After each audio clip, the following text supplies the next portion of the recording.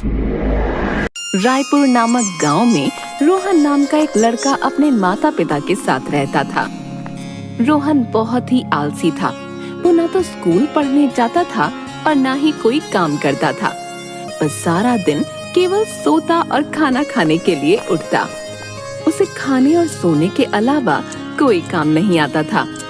उसके माता पिता उसकी इस आदत से बहुत ज्यादा परेशान थे। अरे, ये आलसी अभी तक सोया हुआ है, इसे जल्दी से उठा दो। मैं राशन की दुकान पर सामान बंधवा कर और पैसे देकर आगे काम पर निकल जाऊंगा। रोहन को भेजकर सामान मंगवा लेना। जी ठीक है, मैं अभी इसे उठा देती हूँ। आप आराम से काम पर जाइए।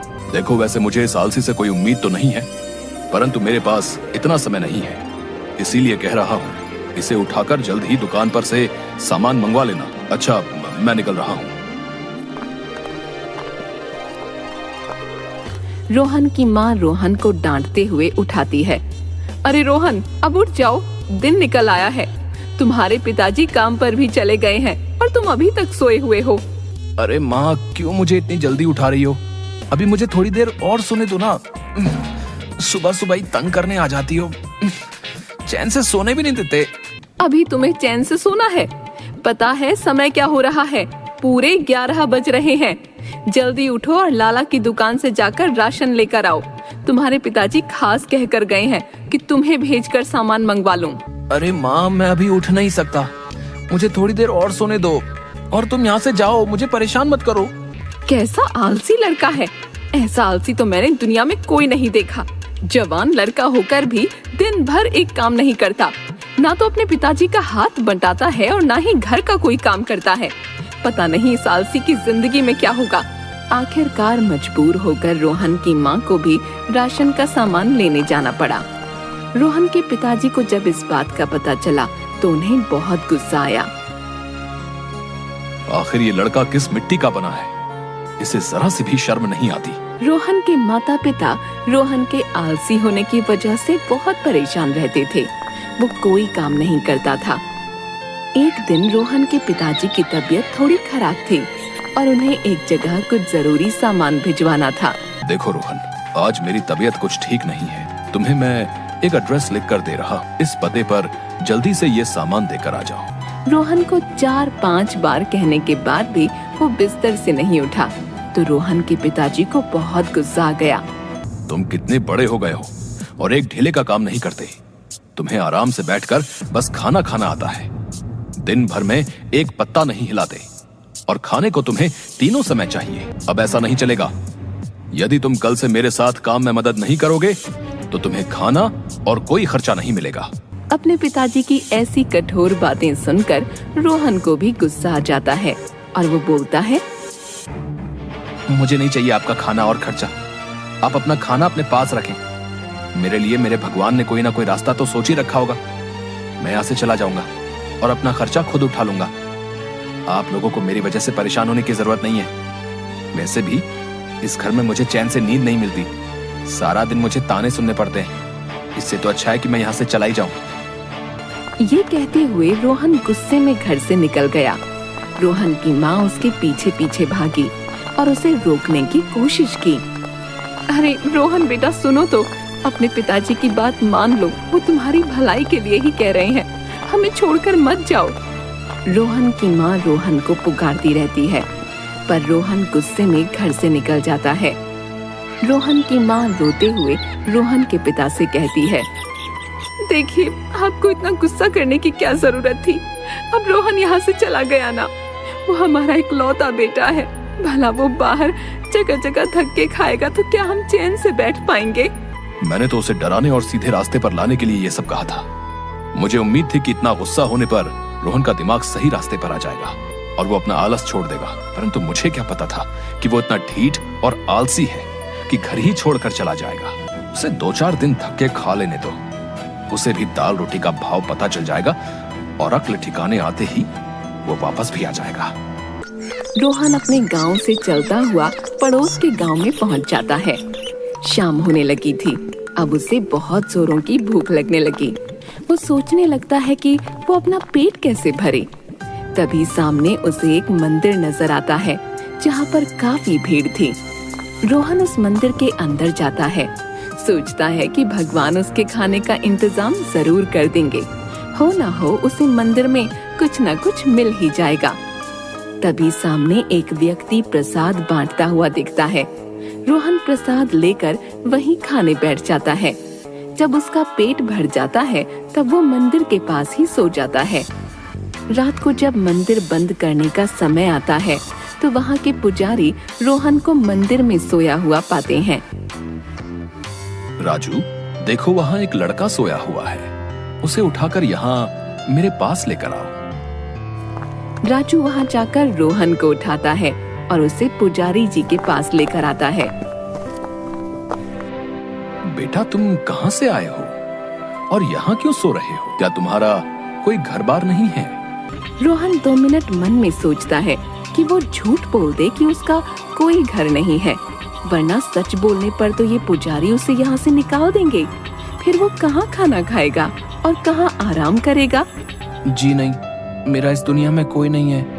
मैं अपने चाचा के साथ रहता था, परंतु अब उन्होंने भी मुझे अपने घर से निकाल दिया है, तो मेरे पास खाने और रहने के लिए कोई ठिकाना नहीं है। आप मुझे अपने मंदिर में रहने की इजाजत दे दें। ठीक है, तुम यहाँ रह सकते हो। मंदिर में बहुत से भक्तों का आना जाना लगा रहता है। तुम राजू के साथ मिलकर मंदिर की साफ सफाई कर दिया करना और राजू के साथ ही कमरे में रह लेना। रोहन मन ही मन खुश होता है। चलो, काम बन गया। मुफ्त में ही रहने और खाने का उसके भगवान ने इंतजाम कर दिया। रोहन मंदिर में ही रहने लगता है, पर अपने आलस को नहीं छोड़ता। राजू अकेला ही सारा दिन मंदिर का काम करता रहता, परंतु रोहन उसका कोई हाथ नहीं बंटाता और ना ही वो खाना बनाने में उसकी कोई मदद करता। पर खाना खाने के समय सबसे पहले तैयार बैठ जाता। कुछ दिन ऐसा व्यवहार देखने के बाद राजू पुजारी जी से कहता है, पुजारी जी, ये जो नया लड़का आपने मंदिर में रख लिया है, ये किसी काम में कोई हाथ नहीं बटाता। वैसे तो मैं अकेला ही सारा काम संभाल रहा था, परंतु यदि अब ये भी यहाँ रह रहा है और खाना भी खा रहा है तो इसे मेरे काम में कुछ तो मदद करनी चाहिए। वो ना तो मंदिर की साफ सफाई करता है और ना ही खाना बनाने में कोई रुचि दिखाता है, परंतु खाना खाने के समय कोई आलस नहीं करता। आप यदि उचित समझे तो इसे समझा दें। ठीक है, मैं रोहन से बात करूंगा। रोहन, तुम अच्छे खासे जवान स्वस्थ व्यक्ति हो। मैंने तुम्हें यहाँ शरण दी, परंतु मुझे पता चला है कि तुम मंदिर का कोई काम भी नहीं करते। ऐसे नहीं चलेगा। यदि राजू काम कर सकता है तो तुम क्यों नहीं? कल से तुम्हारी कोई शिकायत न मिले। रोहन को पुजारी की बातें सुनकर गुस्सा आने लगता है और वो मन ही मन सोचता है, पुजारी बहुत उपदेश दे रहा है और मुझे काम करने की सीख दे रहा है। भला मुझसे कोई काम करवा सका है? मैंने अपने बाप की ना सुनी तो भला पुजारी कौन है?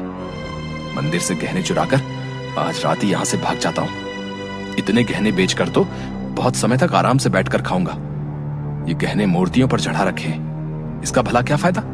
मैं नहीं यहाँ से ले जाकर बेच दूंगा और आराम से बैठकर खाऊंगा। बस इसी तरह का प्लान बनाकर रात को रोहन पुजारी और राजू के सोने के बाद चुपचाप मंदिर का दरवाजा खोलकर सारे गहने एक पोटली में बांध लेता है।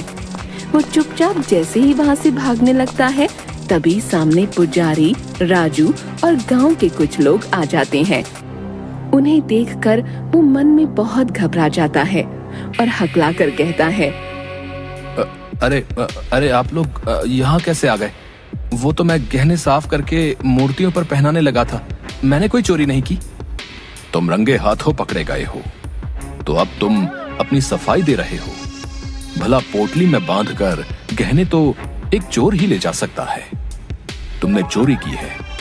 ये तो भला हो राजू का, जिसने तुम्हें दबे पांव मंदिर की तरफ जाते हुए देख लिया तो उसे तुम पर शक हुआ।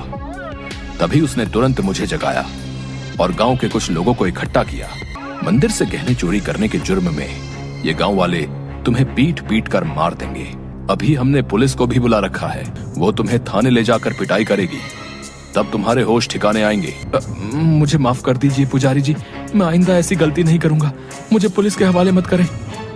पर उस चोर की बात कोई नहीं सुनता और उसे पुलिस के हवाले कर दिया जाता है। पुलिस रोहन की खूब पिटाई करती है और उससे पूछती है कि उसका इस दुनिया में कोई है तो उसे बुला ले, वरना जेल में पड़ा रहे। रोहन को कोई रास्ता नहीं सूझता तो वो अपने घर संदेशा भिजवाता है। उसके माँ बाप को जैसे ही पता चलता है वो दौड़े दौड़े थाने में आते हैं और उसकी जमानत कराकर उसे छुड़ाकर घर ले जाते हैं। इस घटना के बाद रोहन बहुत ही शर्मिंदा होता है और अपने माता पिता से माफी मांगता है। माँ, पिताजी, आप लोग मुझे माफ कर दीजिए। मैं इतना बड़ा हो गया, परंतु फिर भी मुझे जरा सी भी समझ नहीं आई। आप लोग मुझे कितना समझाते थे कि आलस की गंदी आदत छोड़कर मैं कुछ काम करूं, परंतु मैंने नहीं सुना। आज जब मुझे आप लोग थाने में छुड़ाने आए तो मुझे एहसास हुआ कि मैं कितना गलत था। आखिर माँ बाप अपने बच्चे का कभी बुरा सोच भी नहीं सकते। यदि मैं आपका कहा पहले मान लेता तो आज मुझे ये दिन ना देखना पड़ता। देखो बेटा, जो हो गया उसे भूल जाओ और उससे ये सबक लो कि जिंदगी में मेहनत करके जीवन बिताओगे, न कि आलसी बनकर काम न करने के नए नए तरीके ढूंढोगे। तुम्हें यदि अपने किए का पछतावा है तो अब तुम सुधर जाओगे और जीवन में कभी भी आलस नहीं करोगे। जी पिताजी, आप जैसा कहेंगे मैं वैसा ही करूंगा और कल से ही मैं आपके साथ दुकान पर जाऊंगा और काम सीख लूंगा।